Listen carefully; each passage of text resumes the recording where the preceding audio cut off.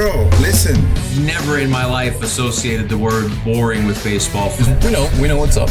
Me? Yeah. Famous? Yeah. And I'm like giddy over there smiling like, we're about to win this shit. Did everyone give you crap? Give me a good host story. I'm not picking it up. We both love the game. We talk about it every day. Getting on baseball. Having some popcorn, you're fooling around your phone. I'd have to wait in line for 3 hours. Hang on, because it's about to be a wild ride. The second annual Pitch and Moan, episode 2. Here we go. I am your host, Courtney Finnicum, and it's always a pleasure. Jonny Gomes, you are here. You're looking spiff with the nice beard going. How are you today? Yeah, this is in the middle of a real sharp, nice, clean beard and homelessness. This is the battle of having a beard. You just got to make it to the weekend, get tightened up on Friday. So bear with me, feeling a little jacked. So yeah, I'm just in the middle of this grizzle going on, but let's pitch and moan a little bit. I'm always about pitching and moaning when it comes to baseball, as you are as well. Yep. And we are literally, it's crazy. We're a month into the season already. How did this happen? I don't know, but we're in the middle of it. And there's been a lot of stuff that has gone on so far. But the way I want to kick off this show is to really talk about teams that we've been impressed with so far. Sure. We have the AL East, who at this moment, every team's above 500, right? That's kind of cool. But the team that I really want to call out that has been really impressive, brand new manager, Stephen Vogt, first time manager, Cleveland Guardians. Impressive. What do you think is the secret to the Cleveland Guardians' success right now? Gosh, the secret of the sauce. I think the one thing that sticks out like this time of year for a lot of people that can have a crutch is injuries. And they're healthy. They're rocking and rolling. They're running out a lot of the same guys. Okay. Well, actually, they did have who went down? Bieber went down? Bieber went down, yeah. Yeah, Bieber went down. And it's always a good thing when you're not talking about the injuries, kind of like the Yankees, like you haven't heard about Garrett Cole and you're waiting for Garrett Cole and you're waiting for all these guys to get back. When you're able to hide those injuries to show the depth of your organization, that's an outstanding thing. And that's actually a very good point. You heard about the Bieber injury and it was like, oh, geez, how are they going to bounce back from this? What are they going to do? And now it's off the page. You don't hear about it anymore. And they're just rocking and rolling. It's Terry Francona, the legendary Terry Francona retires. Everyone's like, geez, how is Stephen Vogt going to do? He's never managed before. And here they are. What is it? They're 16-7 leading the AL Central. It's very impressive. Yeah, when Stephen took over the wheel, he took over a pretty good wheel, right? There wasn't a lot of movement in the offseason. They weren't trading away their franchise guy, looking for a franchise guy. And they did outstanding last year, too. So now they have a little momentum. A lot of those guys have a year under their belt. And they're exciting to watch, too. They are. There's a homer in there. There's a stolen base in there. Their closer's one of the best in the game. Their bullpen, Stephen Vogt, it's so cool to watch him. Like, kind of the old school manager and the new school manager. This dude's fist pumping. Yep. He's so excited. He's high-fiving his guys. He's electric to watch in there. And you can tell there's a lot of passion from Stephen Vogt that's pouring into that ball club. Do you feel like there is, on that same note, sort of a vibe with the players, knowing that Stephen Vogt is kind of, in their age range, right? He's this energetic young guy. Do you feel like that makes a difference with the team to have a guy that's almost like their equal in there, kind of managing it, leading it? Yeah, I tell you what, from a young manager to an old manager, like there's not really a secret sauce, because that secret sauce, I think, changes yearly to your clubhouse. And I was really curious to see how Stephen Vogt was going to approach this, because he's like literally one of the funniest guys you'll ever meet. He's the guy that you want in the middle of everything. He's the guy you want, the mic on the bus and all that stuff. But he can't really be that guy. But can he be that guy? You got to be, the captain of the ship in the old school and stay out of the way and stay out of the clubhouse. Man, he's had an outstanding first month for being a first manager. Gosh, you probably got to give it to him for manager of the year if the voting ended today, right? I would think so. It's like you said, first year manager. taking over the ship from Terry Francona, the Hall of Famer. He had big shoes to fill, right? Yep. I mean, he had big shoes to fill. And so far, he's living up to expectations and then some, which I think is great. One thing that I can sort of relate that to is, when David Ross became manager of the Chicago Cubs. Those were his guys. He played with them. He played with the Anthony Rizzos and the Chris Bryants. And then all of a sudden, he's the manager. And it's an interesting vibe when that happens. And sure enough, 2016 world champions, first time ever. So yeah, the one thing that those two have in common, and just go ahead and run the stats and run the numbers, is ex-catchers make Yes. outstanding managers. I think that's known throughout the game. And if you didn't know that, go look and you'll find out some of the best catchers in the game, or some of the best managers in the game, have been catchers. The mentality, the pitch to pitch, the relationship you have with the pitcher now that he has with the players. So, but again, there's only 30 of these guys in the world, and not all 30 are doing an outstanding job, and not all 30 have the roster that he does. But he definitely deserves his flowers. I agree. And like you said, if the voting happened today, Stephen Vogt is my manager of the year. No doubt. Yep. No doubt. Yep. But we got a long way to go. As we Yeah. know, we have a long way to go. We do have a long way to go, but at the same time, you'd like to be, up top and healthy, versus down at the end of the season having to play catch up. So it's always good to just grind, pad that lead. I agree. And I feel like Steven's got a good head on his shoulders. He's leading that team well. And we'll see. Well, we'll continue to monitor them. Yep. What is a team that you have seen so far this year that has kind of opened your eyes a little bit? Yeah, so there's a lot. I tell you, like Cleveland doing well, Milwaukee doing well, after the big trade for Corbin Burns. Pittsburgh, is doing well. I'm going to have to stay in the same state, believe it or not. And we're going to go right here. Oh, there you go. Okay, we're going to go right here. This Okay. team is absolutely electric to watch right now. Yeah. And I don't think their starting pitching is quite where they need it right now. They are playing fundamentally correct baseball with dudes that can slug the ball out of the ballpark.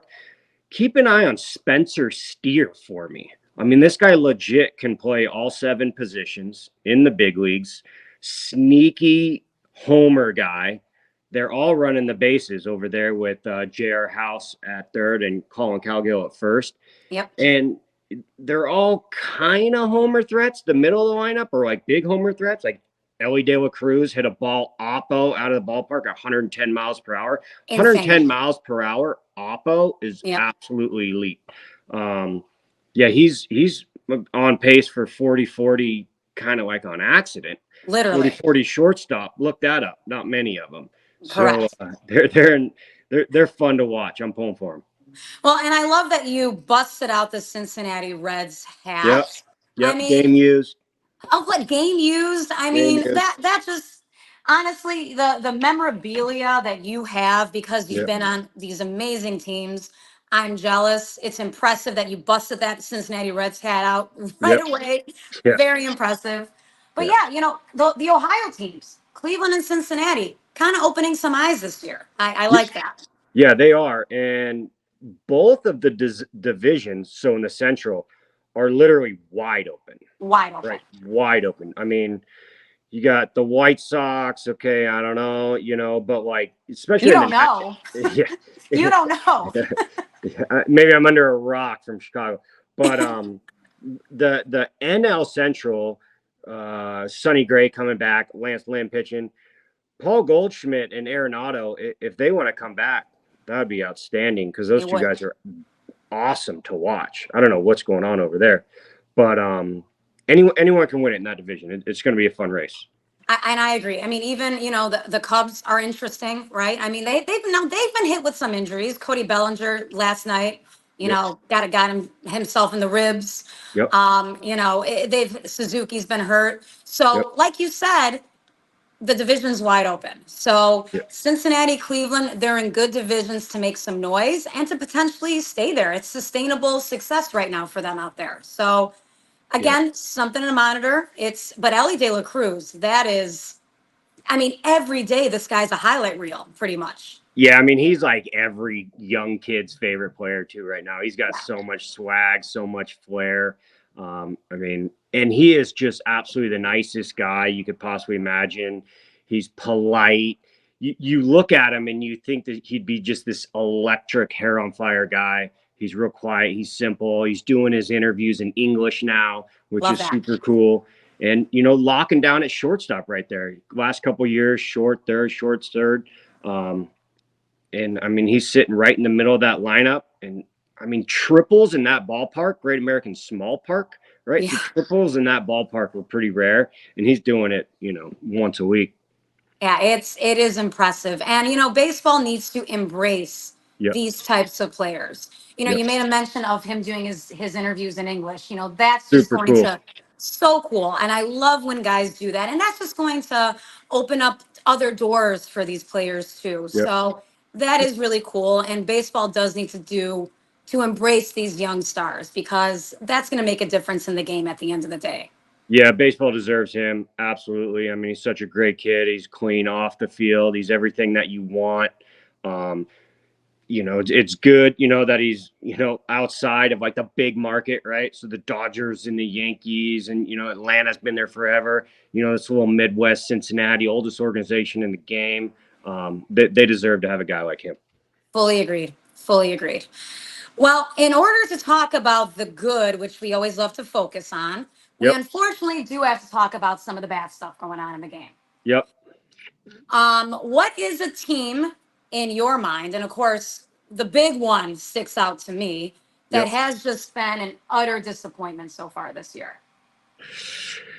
I think Oakland is kind of hanging in there. I actually respect what Oakland's doing. They're I kinda really hanging in there. do. I Yep. mean, I don't know how. But they're hanging in there. I mean, they lost to the Yankees by 1, and we are now on this like Mason Miller watch, right? Yes. Watching Yep. this dude come out closing games. It's going to be a really, really unique piece down the road, because if you're not going to the playoffs and you're probably not going to the playoffs for a while, you never know. But why do you need a closer, right? And You're exactly right. Right. so what you can get for that guy right now is extraordinary. So I'm not giving it to them. I like them, right? White I will cleats. They're say- going through a lot of adversity with the new stadium and blah, blah, blah. Right, they're hanging in there. I'm not going to give it to them. I think it's really easy to give it to the White Sox, right? Yeah. And it's actually like, I don't even know why or what. Like, you look at that roster on paper and you're like, all right, yeah. You would think. You would think. Yeah. I would in Colorado, right? Like, they're behind. Kind of expected it. Yep. But I think we can agree that no one saw Houston, That's it. right? That's the team. No one saw Houston. And you watch, if it stays like this, you got to trade away these free agents, right? You do. Yep. You got to trade them away, and you got to reload. And every team reloads about every 5-6 years. It's expected, unless you go the Braves route, which probably Baltimore is going to do pretty soon, and just lock everyone up. The Red Sox did a little bit of that. But wow, I mean, it's going to be really interesting to possibly talk about some of Houston's guys on the trade deadline. Well, and my question for you as a former player, we talked about Stephen Vogt, and we talked about Terry Francona and that whole legendary managerial experience that he had. How much do you think is going on in Houston has the Dusty Baker effect? Are they missing his leadership in that clubhouse? Nothing against Joe Espada, but that's a big change. Again, huge shoes to fill. How much do you think is affecting their success when it comes to missing Dusty? Yeah, I don't know. I think Houston's roster, you look at the roster and it should just be plug and play. Exactly. Right? You got Yep. veterans all over. I mean, that team could get managed by an iPad.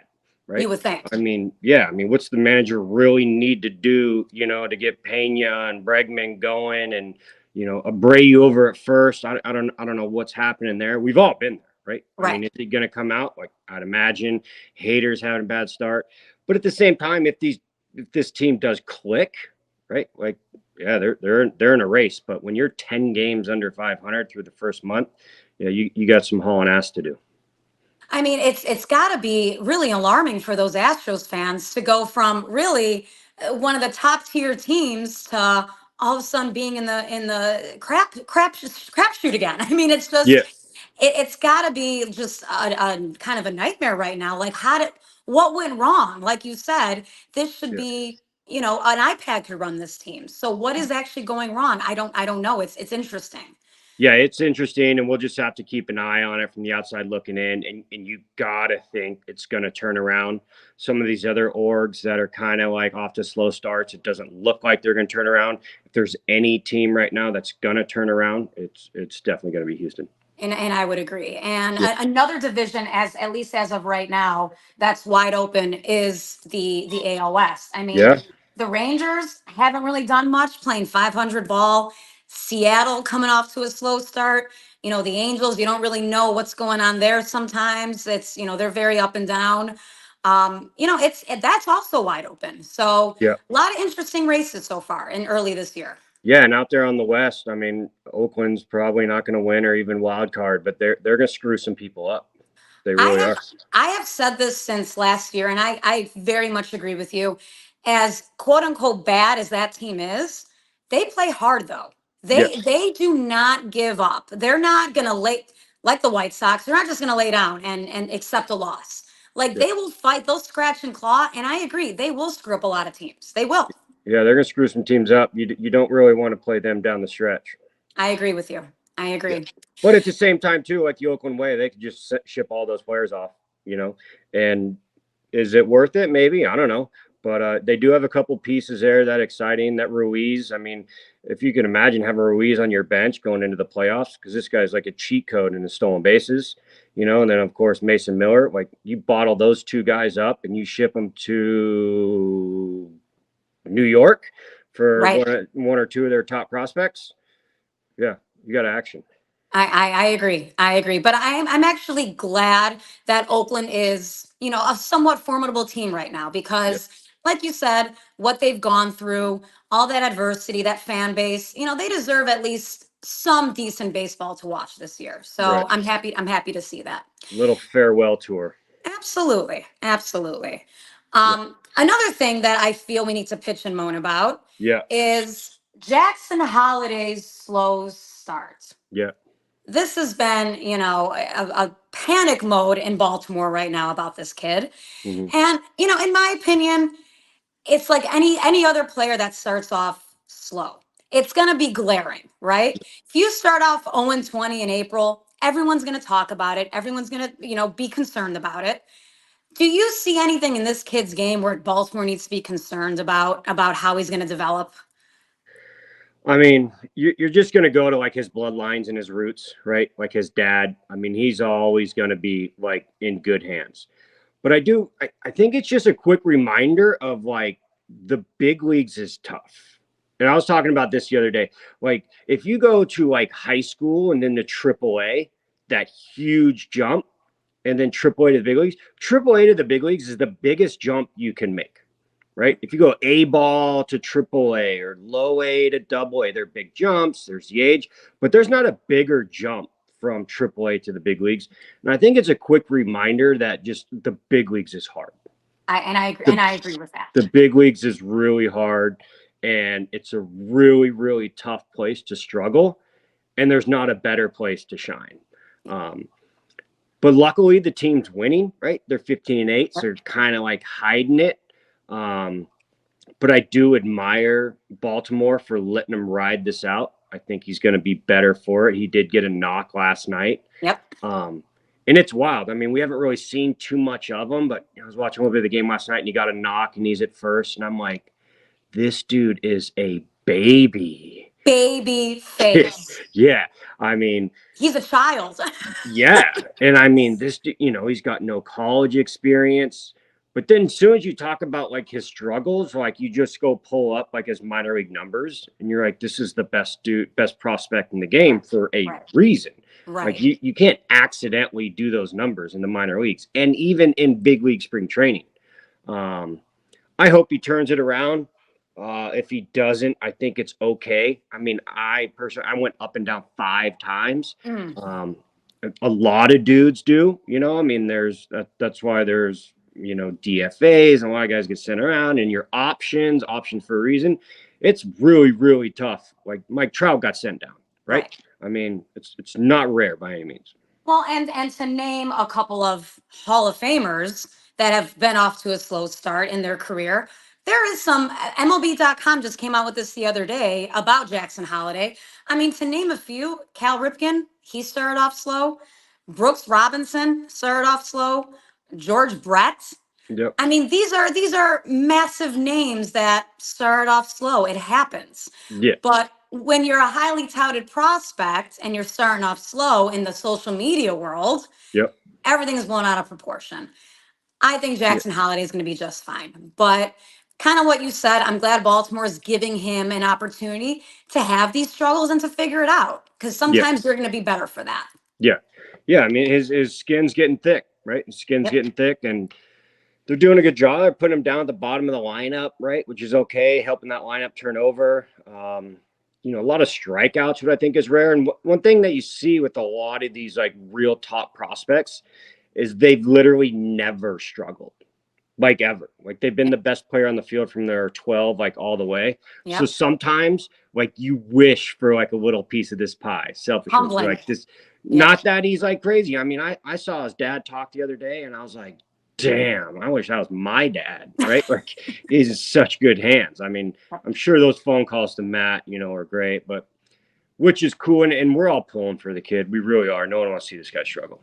Absolutely. And on that same note, have you noticed that every Orioles top prospect looks exactly the same? Yeah, that's a clone. What is going on? Yeah, that's a clone. What is in the water with this? They're up there. I know Under Armour's up there. Probably they're in the factory just doing like EA Sports build a player and bringing them up. That is exactly what it looks like. I mean, it's like how AI would develop like a top prospect. It's crazy. Yeah. Well, it's not a bad model to follow because that team's freaking good. And their AAA team. Bring that whole team up. Change some of these, swap them out. Right? These kids want to play. Swap them out. I guarantee that AAA team will be more competitive than some of these guys you see nightly. Well, and that's the scary thing about Baltimore too. If I'm a veteran on that team and I get hurt, know there's a 22-year-old kid waiting in the wings to take your spots, and he's going to take it. Right there in Norfolk, Virginia, where it's pretty hard to hit homers right there on the water. I mean, it's a launching pad for these kids. They're playing home run derby during the game. Yeah. So if I'm a veteran on the Orioles, I'm watching my ass pretty closely to make sure I'm staying healthy. That's for sure. Yeah, and it was cool to watch Jackson Holliday come up, and it just showed it's a young kid's game right now. The excitement coming up, and then I think you got to start talking about the Paul Skeens chatter, right? Yep. I mean, when this dude comes up, I mean, it's going to be all eyes on that game for sure, and well deserved. Well, and I just saw an interview with Paul Skeens actually, and he admitted that he grew up a Angels fan. And the Angels and Pirates play each other in, I believe, about 10 days. Huh. So how cool would that be if he can pitch against his hometown favorite team? I hope that happens. Yeah, I hope it does too. But I mean, I'm not trying to watch this guy for 4 innings or 3 innings, right? Like, let's get his pitch count up. Let's get it right. Let's get him into the 7th and 8th, or at least 85 to 90 pitches. I'd hate for him to come up and he's out of the game in the 3rd, and here we go because he's not ready, right? Like, get his pitch count up, get his innings up, get him up around that 100 mark, and then bring him on in.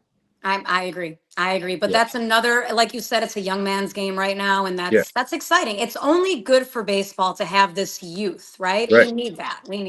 Well, and then how about Pittsburgh? I mean, that's the best trade deadline acquisition you can get because they're going to be in the wild card. They're going to be playing well. And like, oh, yep, now it's Paul Skeens. Let's push that button. I agree. It's a good thing. It's an evolving game, and I'm glad it's happening. We need it. Yep.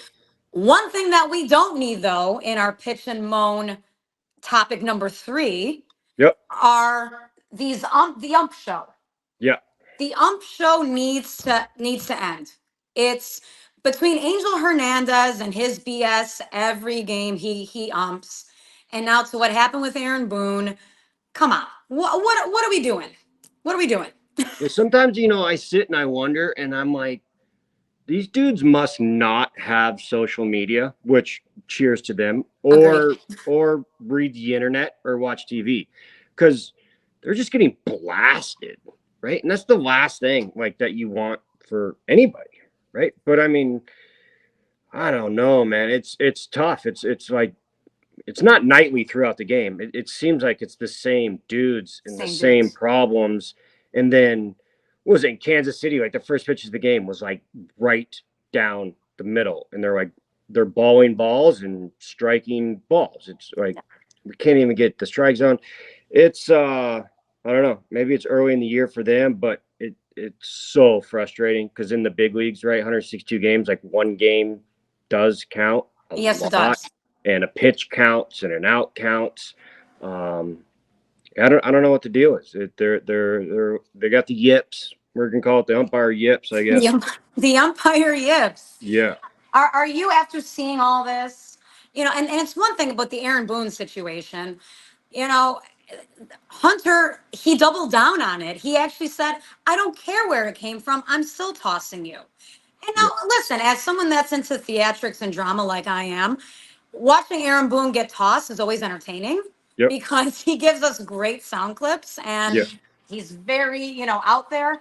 But it's insane that the guy just couldn't say, you know what, I screwed up. That was my mistake. To double down on it is insane. It's insane. Yeah, I mean that's one thing that kind of gets the blood flow a little bit is like the players, like they get ragged all the time by the fans, right? And it's a part of the deal. It's a part of being in the big leagues. You got to have tunnel vision, tuck your ears in, do your job, call balls, call strikes, call safe, call out. Don't be staring in the dugout and egging the manager on and I'm the captain of the ship and blah blah blah. Just like, bro, stay focused, stay tunneled in. Don't do all this. And if the manager has something to say, hey, come talk to me in between innings. We got 2 minutes to wrap. But when you got this coming and you got this coming, you got to block it out. That's it. That's it. And that was just utterly, utterly insane. And like you said, it seems like it's a nightly occurrence with these umpires. And I was against it years ago when everyone's like, oh, we need robot umps, blah, blah, blah, blah, blah. But I think maybe we do at this point. I don't know. I really enjoy the challenge. I really enjoy the challenge, right? Yep. I enjoy the challenge. I think the catcher should be able to challenge. And this isn't like go to the booth. I mean, immediately if it's a ball or strike. That's it. Right? This isn't gonna slow the game down by any means. But yeah, I like the human element. Like if it's a little bit out and they call it a strike and no one challenges it, keep moving. Right. But and then you're gonna have that one jackwagon that like challenges a ball right down the middle and ruins it for the whole team. That's it. But I like that aspect of it too. Yeah. So I feel like MLB has to really kind of figure this out because you're losing credibility in these games. I mean, it's like nobody's paying to see Angel Hernandez call a crappy game. No one's doing that. So figure it out. Let's not ruin the game that we love, and let's keep everyone on an even playing field. It's hitting a baseball is hard enough as it is, right? Yeah. It's crazy though. It's like, I mean, they got their own union. So like, Right. I mean, how are you going to clean them up? What do you Correct. can't talk to these guys. Right? And that is the problem. Yeah. That's So it. hopefully they can do it within, but I could imagine somewhere in that department or someone's like, we're not getting the best credit right now. I think we need to just reload, recalibrate, and let's kick it off in May a little bit better. I agree. Yeah. April. Yeah. Flush it and let's start fresh on May 1st. Agreed. Yep. To sum up episode 2 of Pitch and Moan, you and I are baseball rats. We watch all the games all the time. What is the series that you are looking forward to this weekend? Well, I'm staying with the Cincinnati Reds, right? I'm staying with the Cincinnati Reds going heads up against the world champs, and that's the Texas Rangers. Texas Rangers really don't have much to prove or anything. They're 500. I'm totally cool with the World Series hangover, and let's get to the All-Star break and let's tune it up. I think Scherzer's coming back pretty soon. We'll get some of these guys hot. They got their rings. They got their bonuses. So I'm cool with that. But I just want to see the Reds go up against the champs and what they do in those situations. And I, just like you're staying with the Reds, I'm staying with Cleveland. Nice. Guardians versus Braves this weekend. I mean, any game, any series that has the Braves, it's bound to be pretty good. I mean, that really is a top-notch organization, top-notch team. And with Cleveland, what they're doing, two first-place teams going at it early in the season, got to be some fun this weekend for sure. Yeah, that's going to be a wild series because as of today, the Cleveland has one more win than Atlanta. That's right. And we call that a bracket buster, right? No one probably had that coming, but yeah, Cleveland's rocking and rolling, and I think they're ready for the challenge. And honestly, you know, maybe we'll be here in September, end of September, talking about an all Ohio World Series, Cleveland and Cincinnati. You never know. Oh, how about it? But both those ballparks too, when they fill up, both those ballparks rock and roll. Well, I mean, Cleveland for years had their sellout record. I mean, the Jake was constantly rocking. So 455, the highest number ever retired. There's your trivia for the day. That was well done and well said. I love that. That is the trivia for the day. Yep. Well, Jonny, you rule as always. We solved a lot of baseball problems this week, as we always do. And it's always been a pleasure. We will pitch and moan next week about many other things, I'm sure. Yeah, we'll have a lot on our plate. Just a quick 30-minute pitch and moan. Stay with us. It's good action.